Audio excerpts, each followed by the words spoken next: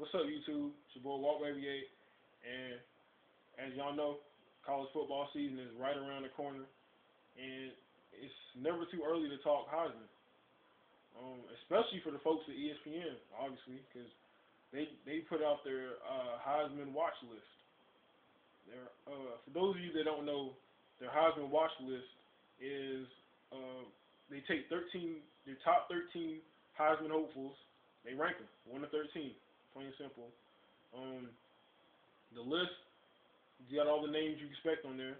Some names you would expect that are not on there, like Noel Devine, Ja'Cory Harris. They're snubs from the list. I'll get to that in a second, but start out, just read off the names on the list. Number 1, Mark Ingram. Obviously, he's the defending Heisman winner. Kellen Moore is number 2, quarterback in Boise State. They have a good offense. They don't play great teams, so he'll put up a lot of numbers. Number 3, Terrell Pryor. A lot of people have him as number 1 on their list, especially Kirk Herbstreit from College Football Live. He thinks Terrell Pryor will win the Heisman this year. I do too. By the way, after Terrell Pryor, Jake Locker from Washington, another great quarterback, passed up the chance to be number 1 overall draft pick this year to come back to school. That says a lot about his character and how much he loves college, and how hard he's going to work this off season. He's a great athlete. He rushed for he rushed for a lot of yards. I don't know the exact number. I'm not going to say. I don't know, but he's a great runner as well as a passer too. So look out for him. After Jake Locker is Ryan Mallett, quarterback from Arkansas. He is like a sleeper pick. Nobody's really looking out for him, but he's kind of flying under the radar. But that's good for him because what is more important to him and his team is winning an SEC title. I can't remember the last time Arkansas was really good is when Darren McFadden was there and Felix Jones. So, I mean, that's not that long ago, but it's long enough for people to be wondering what's going on with Arkansas. So, Ryan Mallett's trying to turn his team around in his junior year and maybe win a Heisman Trophy in the process. Who knows? After Ryan Mallett is Dion Lewis, running back from Pittsburgh. Great running back. He's a sophomore. Led the NCAA in rushing yards as a freshman last year. I think he should be like at least number 2 on the list because this dude is explosive. I watched the game, the bowl game, the Mikey Car Care Bowl, when they played my favorite team, the Carolina Tar Heels, and he just pretty much he carved us up. Him and Romeus on defense. Pittsburgh is gonna be a good team this year, especially if Dion Lewis is running like he was last year. After Dion Lewis, a good quarterback from Houston, Case Keenum. He's a senior. He threw for a lot of passing yards last year. I mean, what can I say? He's a great player. His offense. The offense is perfect for him. Like they throw the ball way more than they run it. They're a real pass-happy team. So I mean, that's gonna make him look good for the Heisman, you know. Especially when they start beating up on teams that are not as good as they are. And he starts throwing it around the field. So look out for what's the name? Case Keenum. After Case Keenum is Jaquiz Rogers from Oregon State. What can I say about Jaquiz Rogers? Great athlete, great running back, quick, speedster. He catches the ball great out of the backfield. He's pretty much him and his brother are pretty much Oregon State's offense. That's pretty much Oregon State is a pretty good team. So they have a fairly decent schedule with some nationally televised teams on there. So look out for Jaquiz Rogers to go off, especially if he stays healthy this year. After Jaquiz Rogers is Andrew Luck, great quarterback from Stanford. I think he might be the best quarterback in the conference.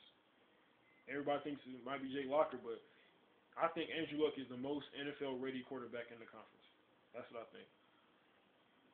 After Andrew Luck is Ryan Williams from Virginia Tech. Great player, great athlete.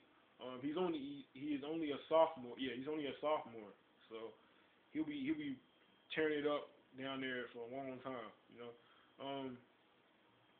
After Ron Williams, John Clay from Wisconsin, he's very underrated. I rarely hear about him. Nobody really talks about him, but once again, that's a blessing in disguise because if people aren't looking for you and you just randomly show up, I mean, it makes you look even better. You know, they start like, where did this guy come from? So I mean, he's a junior, so if he wants to come back the next year, he's gonna be a force to be reckoned with his senior year. So after John Clay is Christian Ponder from Florida State University.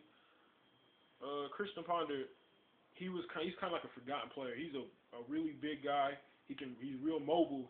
He's a fairly decent passer. Has a strong arm.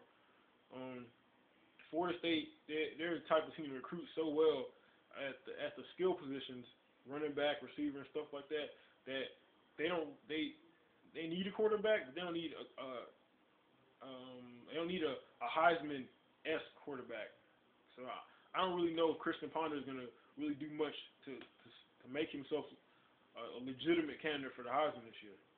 He's a good quarterback, but with all the players they got on their team, and with all the people they recruit, I don't really know if he's gonna really stand out on their team. Last but not least, AJ Green from Georgia, great receiver. I don't know why he's last on this list. He's a great receiver. He's like one of their best players, like one of the best receivers they've had in a long time. I don't know why he doesn't get a lot of national attention, but I mean maybe because he plays in a tough conference in the SEC. But yeah, that's 1 through 13.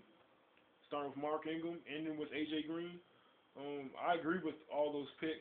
I think they should like expanded and made it 15. Maybe they could have put Julio Jones on there as well. They could have put Trent Richardson on there from Alabama. He's gonna get a lot of carries. Noel Devine, West Virginia, can't forget about him. Even though USC can't really go to a bowl game, you can't forget about Matt Barkley. He's one of the better quarterbacks in the Pac-10. Another thing that jumped out to me is there's no defensive players on this list. I know defensive players never do well in the Heisman. They never do well for the Heisman trophy, but I mean, you can't always overlook a defensive player, you know, because it takes defensive players to win championships. You can't. Offense just doesn't do it by itself, and there are some good defensive players out there, you know, especially in the SEC. The SEC has a lot of good defensive, a lot of corners that are really good. So, I mean, I don't know if it's going to be this year or next year, but I think next year might be the year of the defense, especially in the SEC. I mean, I like I said, I agree with their poll. They're experts, so obviously I'm agree with it. I'm gonna really look into it. So, I mean, it's not bad. I think they could have added a couple more players, but other than that, it's a good poll. Y'all should check it out. It's on espn.com. Go to their NCAA football section and click Heisman. You'll see it like in the middle of the page. Well, that's it for me. It's your boy Walt Baby 8 signing out. Check out my channel. Check out my videos. We'll be coming at y'all with some NFL picks, predictions whenever the season starts. You know I'm good for that. All your sports news, anything sports related, I'm on it. So I'm gonna start making more videos. So check me out. Look out for me, y'all. It's your boy Walt Baby 8 signing out. Holla at y'all.